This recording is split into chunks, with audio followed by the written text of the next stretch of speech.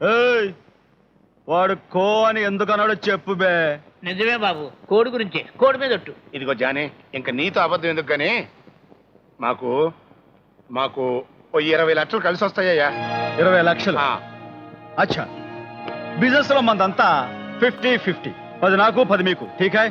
ఠీక్ కాదు బాబు, నీచ్ కమేనే కుత్తేగాళ్ళం ముగ్గురు ఉన్నాం. మా ముగ్గురికి 3 5లు, నీకు ఒక 5 లక్షలు. సిర్ఫ్ 5 लाख. 5 लाख. ओके, हाथ मिलाओ, प्रॉमिस कराओ. प्रमाणम करेंगे. हम नीच कमीन कुत्ते, हम नीच कमीने कुत्ते ऑटो जानी को काम होने के बाद 5 लाख रुपया देंगे. हाथ निकाल. हाथ निकाल. విషయంలో ఏమైనా తేడా వచ్చిందో మీ బాక్సులు భద్రైపోతాయి. మనం డ్యూటీలో ఎప్పుడు జాయిన్ అవ్వాలి? రేపు పొద్దునే హైదరాబాద్ బయలుదేరుతున్నాం. ఠీక్ హై. అమ్మా, నేను రేపు ఊటీ వెళ్ళాలనుకుంటున్నాను. ఎందుకు బాబు ఆ దిక్కుమాలిన ఊటీ వెళ్ళడం? ఆ రోజు తలుచుకుంటేనే నా గుండెలు పగిలిపోతున్నాయి.